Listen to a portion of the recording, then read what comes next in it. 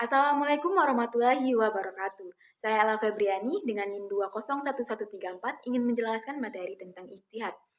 Baiklah, di sini saya akan menjelaskan pengertian ijtihad terlebih dahulu.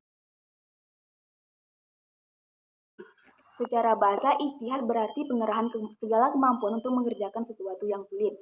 Sedangkan secara istilah, hukum Islam ialah mencurahkan tenaga atau memeras pikiran untuk menemukan hukum agama atau syarak melalui dalil satu syarak dan tanpa cara-cara tertentu.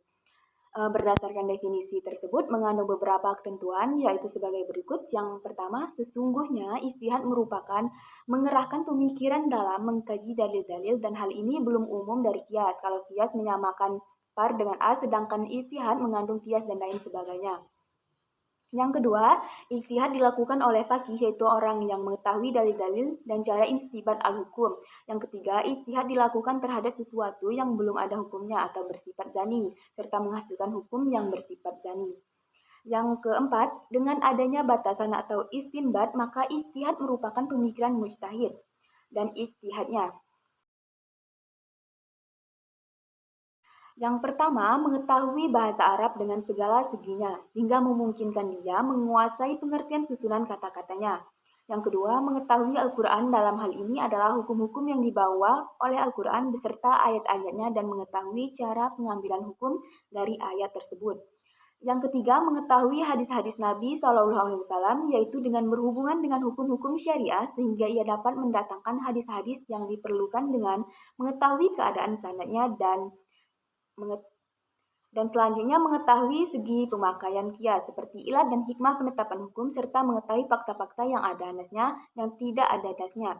Yang kelima, mampu menghadapi nas-nas yang berlawanan. Kadang-kadang dalam suatu persoalan terdapat beberapa ketentuan yang berlawanan.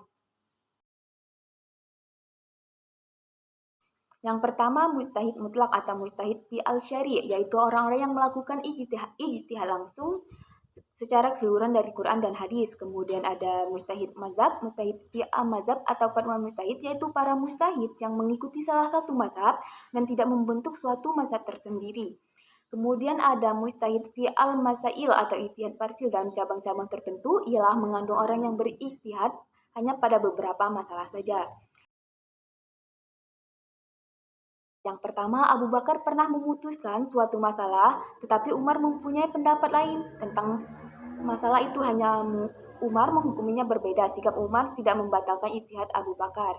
Yang kedua, pada zaman Nabi ada dua orang dalam perjalanan, maka ketika itu masuklah waktu sholat dan di sekitar itu tidak ditemukan air, maka keduanya sholat dengan bertayamum. Kemudian sholat mereka meneruskan perjalanan sampai sebuah perkampungan, keduanya menemukan air dan waktu sholat zuhur masih ada. Mungkin hanya itu yang bisa saya jelaskan. Saya akhiri, wabillahi taufiq wal hidayah. Wassalamualaikum.